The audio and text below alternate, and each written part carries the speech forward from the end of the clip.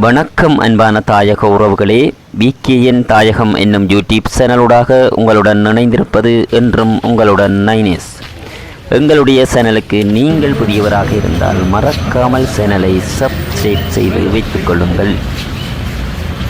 இன்றும் ஒரு முக்கியமான காணொளியோடு உங்களுடன் இணைந்திருக்கின்றேன். இன்றைய தினம் சாவகச்சேரி ஆதார வைத்தியசாலைக்கு அமைச்சர் டக்ளஸ் தேவானந்தா அவர்கள் வருகை தந்து வைத்தியசாலையினுடைய வைத்திய சேவைகள் தொடர்பாகவும் வைத்தியசாலையினுடைய நிர்வாக கட்டமைப்புகள் செயலொழுங்குகள் தொடர்பாகவும் பார்வையிட்டதுடன் வைத்தியசாலை அபிவிருத்தி குழுவினருடன் நீண்ட கலந்துரையாடல் ஒன்றையும் மேற்கொண்டிருந்தார். அந்த நேரத்திலே மக்கள் பிரதிநிதிகள் வைத்திய அதிகாரிகளிடம் மிகவும் ஆக்கபூர்வமான பல கேள்விக்கணைகளை தொடுத்தபோது அங்கே வைத்திய அதிகாரிகள் அவர்களுக்கான ஆக்கபூர்வமான ஆதாரபூர்வமான தெளிவான பதிலை அளிக்க முடியாமல் திக்குமுக்காடுகின்ற நிலைமையையும் அதனை இடக்கிடை அமைச்சர் அவர்கள் சமாளித்து செல்வதையும் காணக்கூடியதாக இருக்கிறது. உண்மையிலேயே இங்கே மக்கள் வெளிப்படைந்து விட்டார்கள். இங்கே கேட்கப்படுகின்ற கேள்விகளுக்கு அளிக்கப்படுகின்ற பதில்கள் எப்படி இருந்ததென்று இந்த காணொளியை இறுதி வரை பாருங்கள். உங்களுக்கு இது பற்றிய உண்மை தெரிய வரும். நன்றி. தொடர்ந்தும் காணொளியோடு இணைந்திருங்கள்.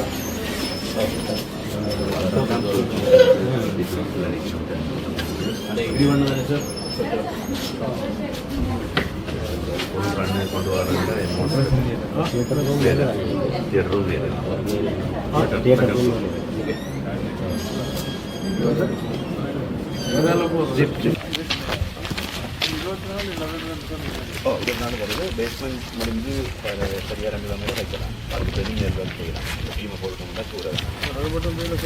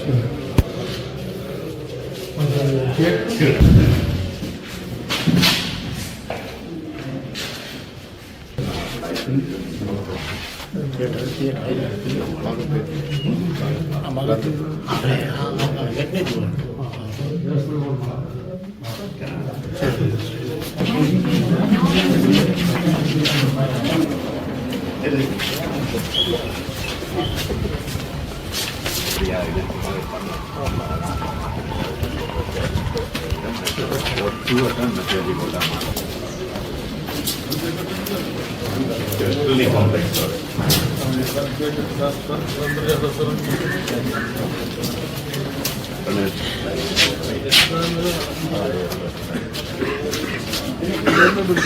இதுதான் பீடியாட்ரிக்னு வரப்போம் ஃபுல்லு காட்டு அது கீழே கம்பி இல்லை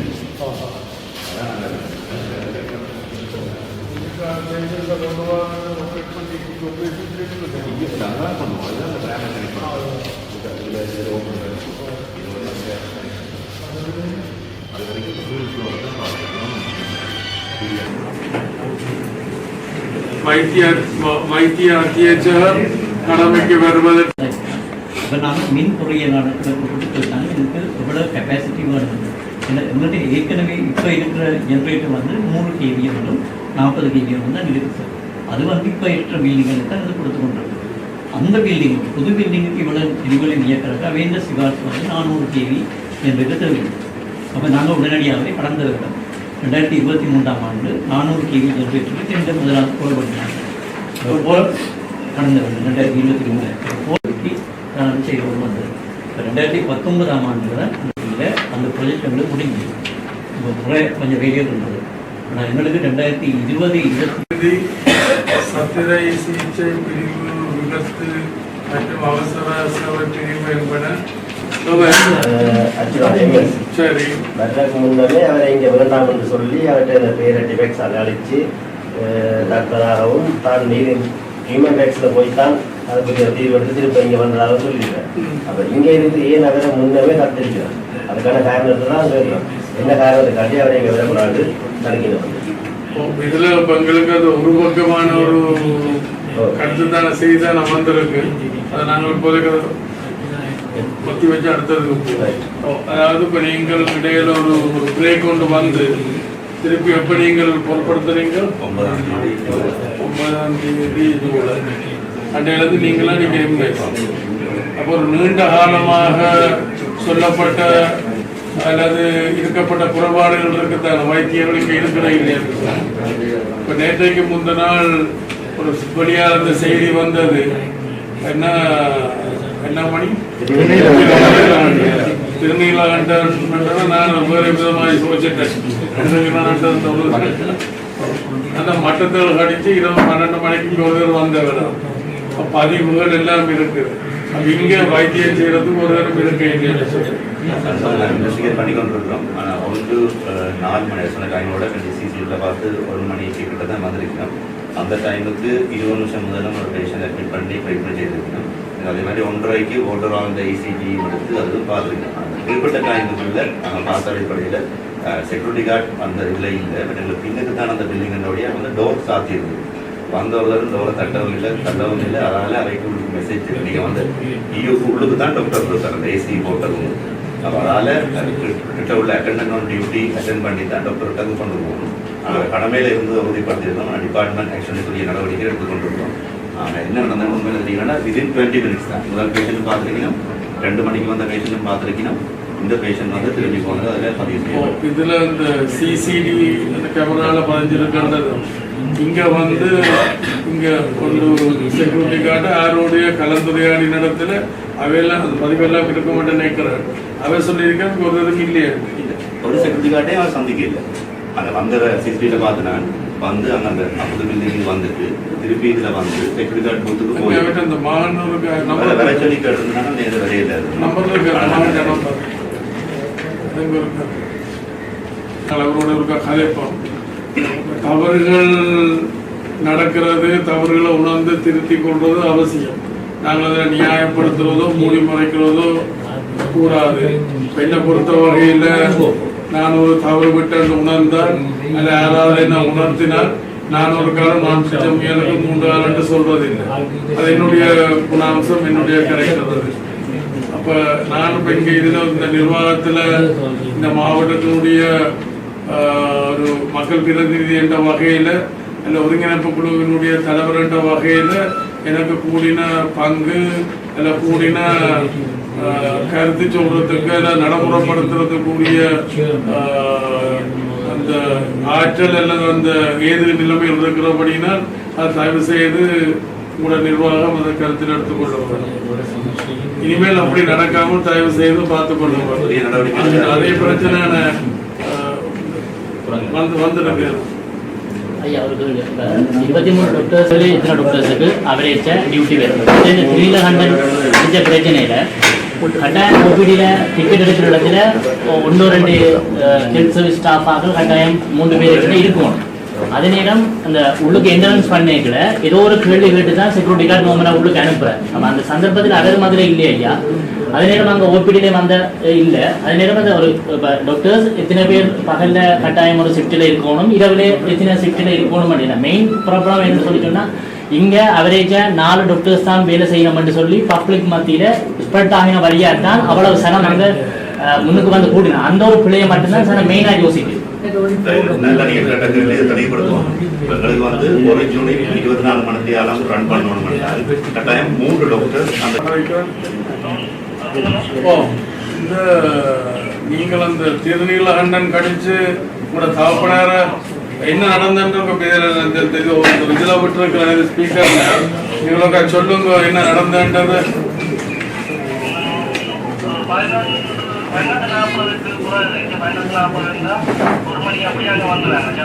சரி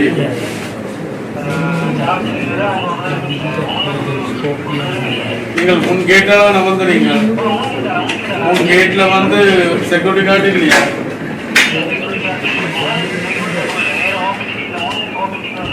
சரி முன் ஓபிடி சொல்லி பழைய ஓபிடி பழசு.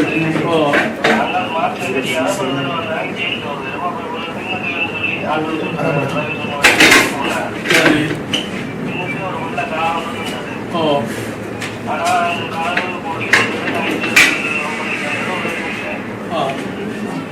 பின் ஓபிடியில் ஒரு தடவை இல்லை கீழே இல்லை வைத்தியர் மாதிரி இல்லை உத்தியோகத்தர் அந்த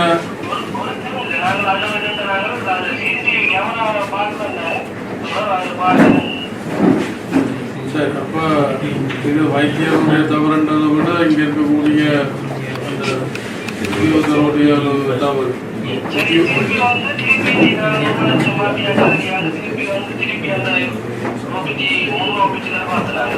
அது மாற்றி புதுசா மாற்றி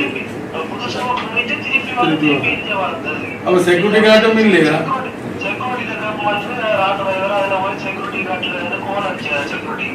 போன் அடிச்சது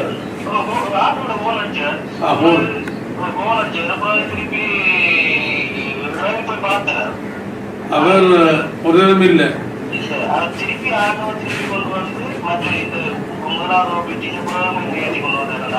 அவர் டிரைவர் எத்தனை லைசன்ஸ் இருந்தா கூட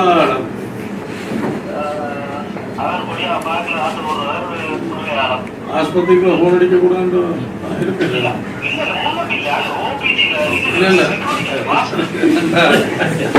ஆஸ்பத்திரி நாங்கள் படிக்க ஆஸ்பத்திரி சுற்று வட்டாரத்துக்குள்ள போன் அடிக்க கூடாது ஒரு சட்டம் இருக்கு. நான் சும்மா கேட்டேன்.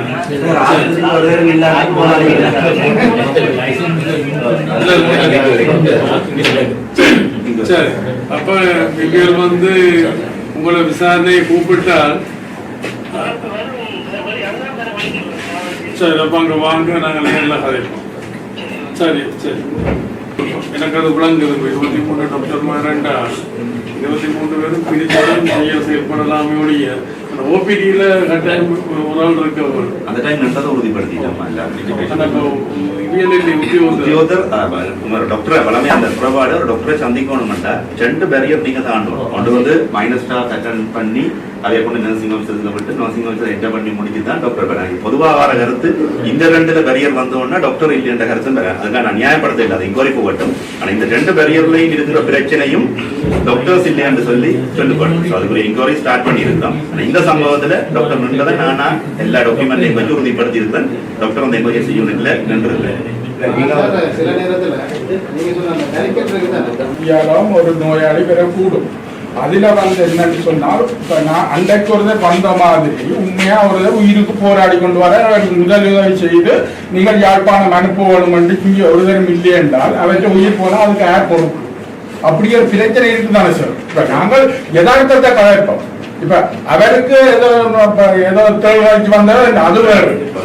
நாளைக்கு முக்கியமான ஆஸ்பத்திரி இன்னொரு ஒரு ஆக்ஷன் பண்ணி ஆக்ஷன் பண்ண உயிருக்கு போராடி கொண்டிருக்கிற நீங்க முதலுதவி கொடுக்க வேணும். முதலுதவி கொடுக்குற நீங்க டாக்டரும் இல்ல ஒரு நர்ஸும் இல்லைன்னு சொன்னால் அது உயிர் போனா அதுக்கு யாரும் பொறுப்பு? அதுக்குரிய நடவடிக்கை எடுத்துட்டு நேரடியா எந்த நம்பரும் டிஸ்பிளே பண்ணிட்டு இப்படியா விஷயம் கால் பண்ணுங்க. இனி நான் வந்து எல்லாம் இவைக்கு தெரியாதா? பிறகுதான் இப்ப இந்த ரீசன் எல்லாம் சொல்லிட்டு வரீங்க. அதாவது இந்த பிராந்திய சுகாதார பணிப்பாளர் தன்னுடைய காரணங்களை சொல்லி இருக்கிறார். அதுல நியாயங்கள் இருக்கலாம். இங்க நான் பகல் மேல மாத்திரம் நான் குற்றம் சொல்ல விரும்பல. என்னென்றால் இங்க ஒரு பொருத்தமான ஒரு பொறுப்பான அபிவிருத்தி குழு ஒன்று இங்க இல்லை போல. அந்த குழு ஒன்று இருந்திருக்குமா இருந்தால் இந்த பிரச்சனையை கணிசமான அளவில் தீர்த்திருக்கிறார். அந்த வகையில் தான் இந்த உங்களை நான் சாவைச்சேரி அபிவிருத்தி குழு கொண்ட வகையில் உங்களை வேலையை முனைச்சு விட்டால் எங்களோட கலந்துரையாடல கூட அப்படின்னா உங்களுக்கு தெரிஞ்ச பிரச்சனை நாங்கால தெரியாது, அவைகளுக்கு தெரிஞ்சது உங்களுக்கு தெரியாது. அப்போ தங்கடப்பட்ட நியாயத்தை சொல்லினோம். அதை நான் முழுமையாக ஏற்றுக்கொள்ளாவிட்டாலும் என்னுடைய அனுபவங்கள் வேறு.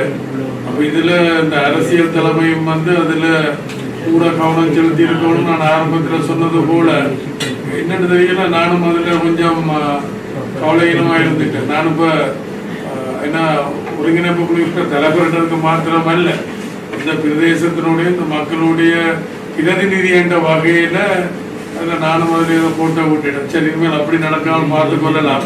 மற்ற இப்போ இவன் சொல்றக்கூடிய நான் பெரியாக்களுக்கெல்லாம் கேட்டிருக்கிறேன். இப்போ இங்கே இருக்கக்கூடிய இந்த குறைபாடுகள், இப்போ நீங்கள் கேட்ட இந்த எத்தனாவது கேள்வி 3வது கேள்வி கூறிய அந்த குறைபாடுகள் இப்போ எங்களுக்கு தெரியுது. அப்போ இதுக்கெல்லாம் இந்த பற்றாக்குறை ஆரணி பற்றாக்குறை எல்லாத்தையும் நீங்கள் எவ்வளோ நாளில் அதை பூர்த்தி செய்வீங்க? மற்ற உங்களுக்கு போதனா வைத்தியசாலை மற்ற பல்கலைக்கழகம் முதல்வதாக சொல்லியிருக்கோம். பிரீமியம் வைத்தியசாலையிலேருந்து மேக்காய்ஸ் ஹாஸ்பிட்டல்லேருந்து இப்போ பெரிய சொல்லிடுறாங்க. அதே மாதிரி கோயம்புத்தூர் ஹாஸ்பிட்டல் தான் வியோஜிக்காது சர்ஜன் டீச்சிங் ஹாஸ்பிட்டல் தான் கிடைக்கும்.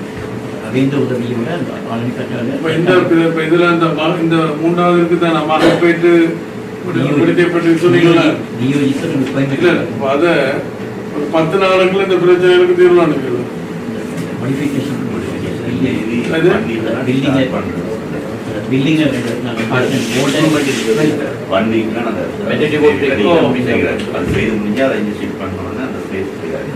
அது வரையில அதுக்குரிய இந்த குறைபாடு ஆலடி பிரச்சனை இல்லை. இரத்த பரிசோதனை செய்வதில் இதுவரை காலமும் தங்களுக்கு இருந்த தடைகள் என்ன, அவற்றை எதிர்காலத்தில் நடைமுறைப்படுத்துவதற்கு திட்டங்கள் எதுவும் தங்களிடம் உள்ளதா? இதில் பெரும்பாலும் அந்த பிளட் டெஸ்ட் படியில் செய்யப்படுறது ஒரு குற்றச்சாட்டு வந்திருக்கிறது.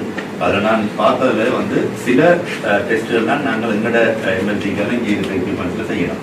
சில டெஸ்ட்டுகள் மற்ற வைத்தியசாலைகளையும் சில அப்படிதான். உதாரணமாக எஃப்டிஎம்என்சி நாங்கள் இப்போ டயபெட்டிக்கு நீண்ட காலமான ஷுகர் பார்ப்பது எஃப்டிஎம்என்சி. அது எங்கள்கிட்ட டெஸ்ட் இல்லை. கட்டாயமாக வழியில் எங்கேயோட செய்யணும் அல்லது போதனா வைத்தியசாலைக்கு போவோம். அப்போ இதில் அப்படியான டிஎஸ்ஹெச் அதுவும் எங்கள்கிட்ட இல்லை. இப்போ நான் பொதுவாக பார்த்தோம்னா இந்த ரத்த பரிசோதனைக்கு வழியில் எனக்கு சொல்லப்படுறது. அப்போ அதுக்காக தான் கண்டிப்பாக சொல்லியிருக்கேன். பிளட் எடுக்கிற இடத்துலையே நாங்கள் என்னென்ன டெஸ்ட் செய்வோம்ன்றதை நாங்கள் அதில் டிஸ்பிளே பண்ணோம். அப்போ நீங்கள் ஃபோட்டோ எடுத்து போட்டினோம், நாங்கள் சொன்னால் இதை போட்டினோம். அதில் இருக்கிற டெஸ்ட் வெளியில போகப்படுமா இருந்தால் உடனடியாக இந்த நம்பர் மாதிரி இருக்கு, நீங்க யாரும் கால் பண்ணலாம். அதுல இருக்கிற டெஸ்ட் வெளியில போக சொல்லி இருந்தால் அதுக்கு நாங்கள் போகிறோம். ஆனா அதுக்கு இல்லாத டெஸ்ட்கள் கட்டாயமா வெளியிலோ அல்லது வெளியாகலையோ செய்யலாம். அந்த காலத்துல ஒரு புறப்பாடு சொல்லப்படுது. அதாவது இப்ப நீங்க சொன்ன மாதிரி சிலவர்களுக்கு இல்லையா சரி, ஆனா எல்லாத்துக்கும் ஒரு கமிஷனுக்காண்டி தனியாருக்கு அனுப்பப்படுறதாக ஒரு குற்றச்சாட்டு. இனிமேல் அப்படி வராமல் நீங்கள் சொன்னது போல அதில் எழுதி விட்டோங்க என்னென்னதான் நீங்க அதுக்கு செய்யலாம் என்றது இது பண்ணினா அவர்களுக்கு தெரியும். ஏனியதும் செய்யறதுக்குரிய முன்முயற்சியும் நாங்கள் எடுப்போம். செய்யக்கூடியது ஓவர் நைட்ல செய்ய விட்டாலும் நாங்கள் ஒரு திட்டத்தை போட்டேன். இந்த பகுதியில இந்த தென்மராட்சியில 1000 மக்கள் குடும்பமும் மக்கள்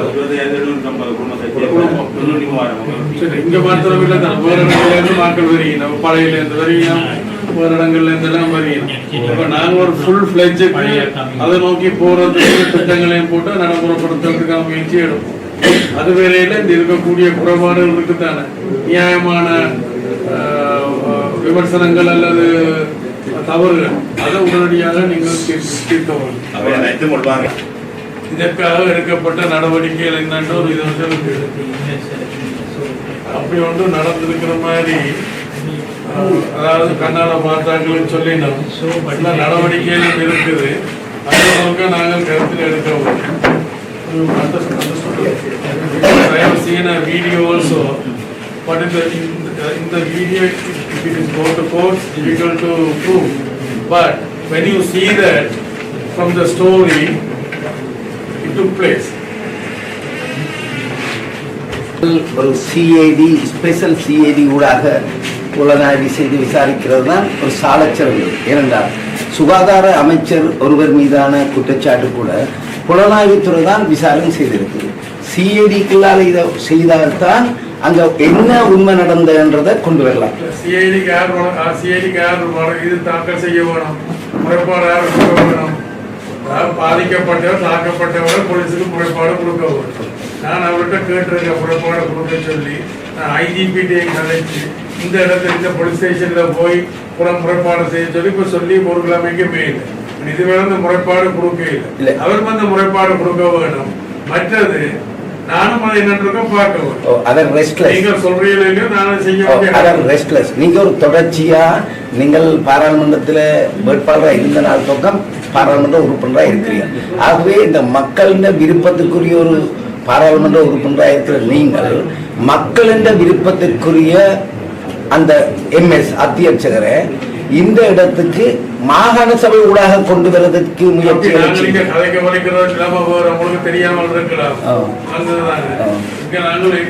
சங்கங்கள் என்றதை விட்டுட்டு பாடசாலை அபிவிருத்தி டெவலப்மெண்ட் சொசைட்டி ஒன்று உருவாக்கி அதை இங்கே இருக்கிற வர்த்தகர்களையும் உள்வாங்கினா தான் அது சிறப்பாக இருக்கு. ஏனென்றா என்ற நண்பர்கள் அந்த லாப்காய் இங்கே டிஸ்ட்ரிபியூட் பண்ற ராசன் தான் ஒரு இங்கே கேட்டவையா ஒரு இக்யூப்மெண்ட்டை கொண்டு வந்து வரா.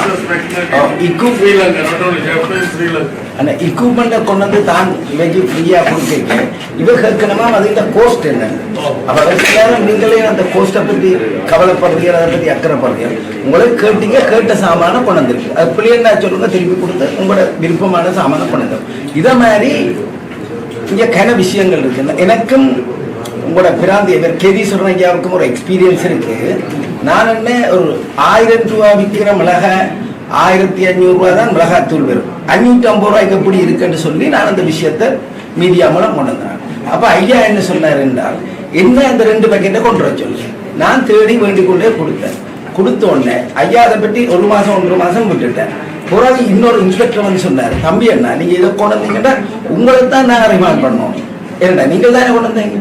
அப்ப நாங்கள் போய் கடையில எடுக்கிறோம். இன்று வரைக்கும் கடையில் எடுக்கவும் இல்லை, அது சம்பந்தமா அக்கறைப்படவும் இல்லை, ஒன்றுமே நடக்கி.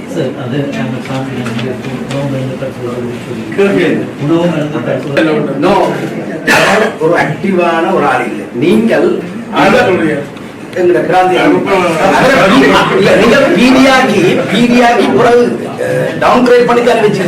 உங்களோட வேகத்துக்கு ஏற்ற மாதிரி ஒரு ஆளுநரை நீங்கள் கொண்டு வரணும். நீங்கள் ஒரு பீடியை கொண்டு வரணும். அதே மாதிரி இதுகளை நீங்கள் கொண்டு வந்தா தான் நீங்க மக்களுக்கு உங்களால சேவை செய்ய முடியும். அந்த வேகத்துக்கு ஏற்ற மாதிரி ஒரு நல்ல ஏன்னா இந்த புகநாதன் ஒருத்தர் இருந்தவர் சார் SLAS ஆபீசர் 59 வருஷம் சரியோ புலியோ சார் இங்க மக்களுக்காக கடமையா இருந்தார். ஒரு வருஷம் தான் அவர் கேட்டது எக்ஸ்டென்ஷன். ஆளுநர் அந்த எக்ஸ்டென்ஷனை கொடுக்கல. என்ன நடந்திருக்கு?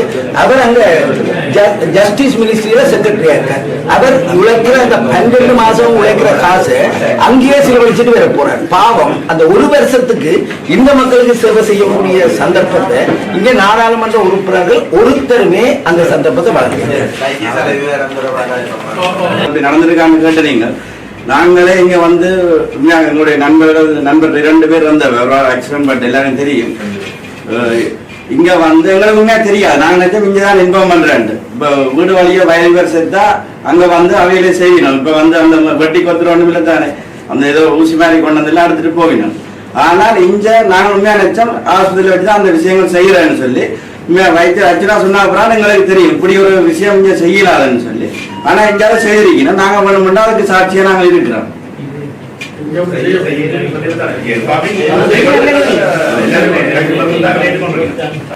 அந்த பொடியை நீங்கள் கொடுக்கறதுக்கு ஏன் டைம் ஆகுது? இப்படி ஒரு மக்கள்கிட்ட இருந்து இப்படி ஒரு பிரச்சனை கதைக்கின ஒரு குற்றச்சாட்டு வந்திருக்குது. டைமுக்கு கொடுக்குற இல்லை. இப்போ ஒரு வெள்ளிக்கிழமை இருந்தால் அது சனி ஞாயிறு டாக்டர் வரையில டாக்டர் இல்லை அப்படின்னு சொல்லி திங்கட்கிழமை தான் அந்த பொடி கொடுக்குற மாதிரி அப்படின்னு நடக்குது.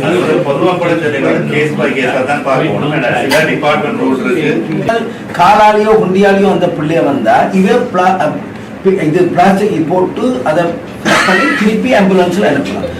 தாய் எப்பேற்பட்ட துன்ப துயரங்களை அந்த பயணத்துல எதிர்கொள்வார். இதை பற்றி எல்லாம் ஒருத்தரும் அக்கறைப்படையில. நீங்கள் அமைச்சர் GMOA இந்த நார்த் அண்ட் ஈஸ்ட் எவ்வளவு பிக் மாஃபியா இருந்ததை எங்கள்கிட்ட கேட்க தெரியாது. நீங்க GMOA ஹெட் ஆஃப் த டிபார்ட்மெண்ட்ல போய் விசாரிச்சாலே சொல்லுவனும் அழகா.